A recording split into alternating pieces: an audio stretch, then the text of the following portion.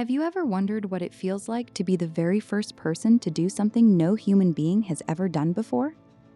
Stick with me because today's story gave the entire world that feeling, all at the same moment, and by the end, you'll understand why people still get goosebumps talking about it more than 50 years later. It's July 20th, 1969, and three American astronauts, Neil Armstrong, Buzz Aldrin, and Michael Collins, have spent the last 4 days traveling nearly 240,000 miles from home. Two of them, Armstrong and Aldrin, climb into a small lunar module named Eagle and begin a slow, careful descent toward the moon's surface, while Collins stays behind in orbit, watching and waiting. Here's a detail that always gets me. In those final minutes before landing, alarms start going off inside the spacecraft's computer. It's overloaded, trying to process too much information at once. Armstrong stays calm, takes manual control, and steers the module past a field of boulders to find a safer spot to touch down. Just imagine that kind of composure, with the whole world waiting and watching. At 4:17 in the afternoon, the module gently touches the ground, and Armstrong radios back to Earth with 4 words that are still remembered today: "The Eagle has landed." Then, hours later, at 10:56 that night, Armstrong climbs down the ladder and becomes the very first human being to step onto the surface of another world. He says the words that would echo through history: "This is one small step for a man, one giant leap for mankind." 19 minutes later, Buzz Aldrin joins him, looking around at the barren landscape and simply calling it magnificent desolation.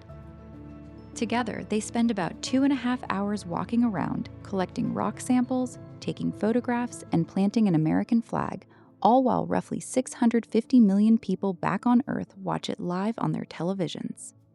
Here's a number worth sitting with for a second. 650 million people is close to 1 out of every 5 human beings alive on the entire planet at that time, all watching the same television screen, all sharing the same moment of wonder.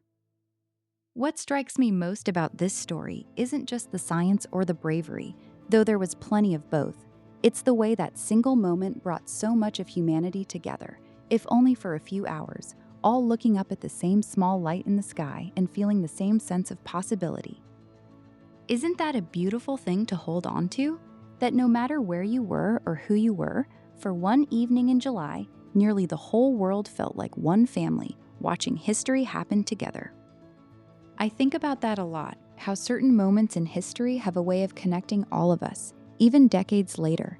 And it makes me wonder about the moments in your own life that felt that big, the ones where you knew, even as they were happening, that you'd remember them forever. Have you ever thought about writing down those moments?